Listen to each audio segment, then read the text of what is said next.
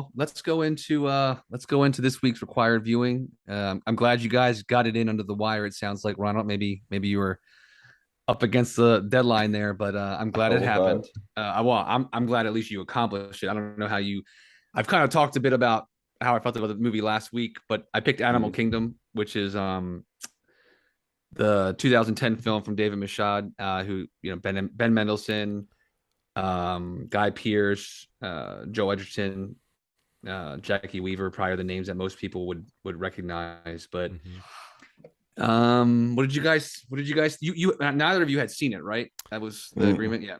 I mean, I felt like I was familiar with certain aspects of it, but other things, no, not at all. So I Okay. must not. I mean, I would have thought maybe I had seen some of it, but I don't think I Sure. did. I think I just knew the kind of pedigree of it and knew, like you said, some of those people that were in it that have now become much more, you know, mainstream names Yeah, like yeah, yeah. Ben Big Mendelsohn careers. and Joel Edgerton. Um, So yeah, what did you guys think about it? What any feelings? First watch. are you cooking up something, Ronald? It looked like you were about to say something. Uh, I shouldn't want to jump um, in if you were saying something. I love a small time crime story. Yeah, And this was one of those movies that could have cost a ton of money or maybe cost nothing, and it's really just depends on the director's eye. I mean, this Right. is a one of those movies that had stakes. It was just well written.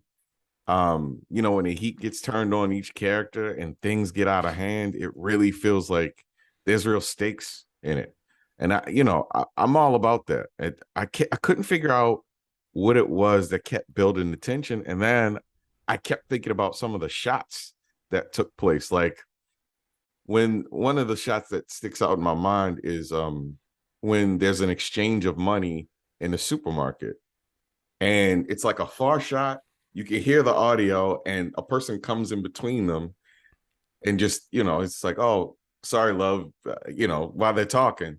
Yeah. It's just the little things like that that let you know that this is they're just people in a town doing weird shit. It's like they've chosen a life of crime, and it can happen anywhere. The exchanges can happen anywhere. The gunfights can happen anywhere. And that feels a little more raw than your average uh, movie if it doesn't show small town crime like that. Like there's something about that Right. really stuck with me. Overall, I thought it was great. At the end, I was like, "That's it." I wish there was more. Yeah. God damn it!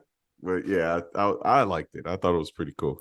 but the ending is a good example of the sort of suddenness of the key turns in this movie. They're very Yeah. sudden and almost filmed in a way that's not what you would expect. Like there's two uh, main characters that die in that kind of sudden, unexpected way, including right at the very end, and then closer to the beginning. I guess we're kind of spoiling these things as we talk about them. But Joel Edgerton's character, I did not Right. expect him to go out as quickly as he did, Right. and in the way that he did, so much so that you almost can't believe it just happened.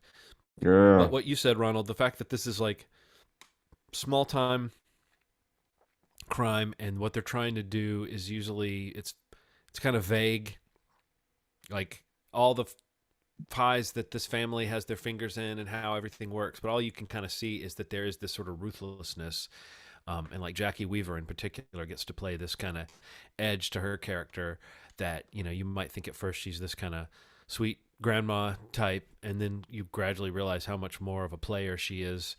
And I think that's, again, it's all part of what you were saying, Ronald. It's this sort of small town. It's a family crime kind of gang, and the stuff they're involved in. Nothing too grand. There's no big heist they're trying to Right. pull. There's no major deal that's a big plot focus.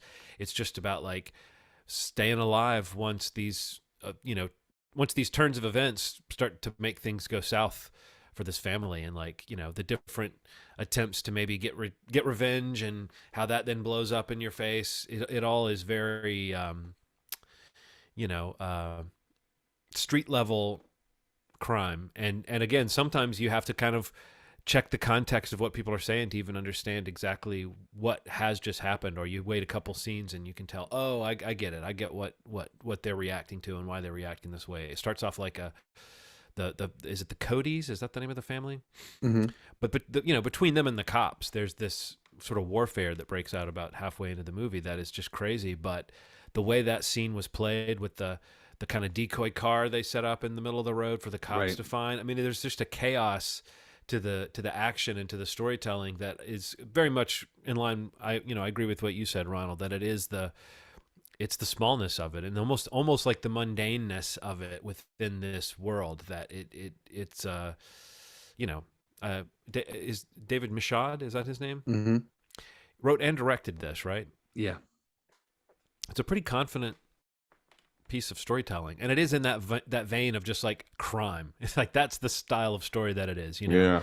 I mean, we just watched Thief for required viewing. I think it was your last pick, Steve. You're on kind of a crime wave here, but it's that kind of thing where like you get into the world of these crooks and what they're doing might seem grand or it might not, but that just living life on the edge and how suddenly things can turn. And someone like Ben Mendelsohn, who's such an unusual performer, and how they use his energy in this. He's not like a cool guy. He's not really like a scary guy. He's scary in that he's unpredictable. But you don't look at him and think that he's going to be the worst of the bunch. But, it's a very subtle performance. And yet, by the end of the movie, you see him as this incredibly dangerous person. And I think the movie's full of little threads like that, where it's just... it's like a character piece on top of being a crime story. For sure. Yeah, what always stood out to me is like what you just said about, I mean, with the character of Pope, Ben Mendelsohn's character.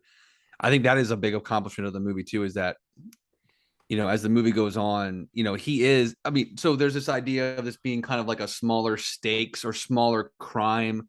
Like you said, it's a little like, what are they even, what's their enterprise really? Yeah.